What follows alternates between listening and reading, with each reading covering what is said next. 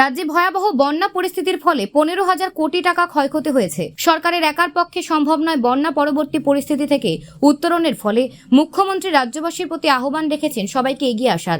ওনার আহ্বানে সাড়া দিয়ে এগিয়ে আসছে বিভিন্ন ক্লাব, বিভিন্ন সংস্থা, পাশাপাশি ব্যক্তিগতভাবেও এগিয়ে আসছে জনগণ। আজ দুর্গা চৌমোহনী বাজার ব্যবসায়ী সমিতির মুখ্যমন্ত্রীর ত্রাণ তহবিলে মেয়র দীপক মজুমদারের হাতে 15,000 টাকা তুলে দেন।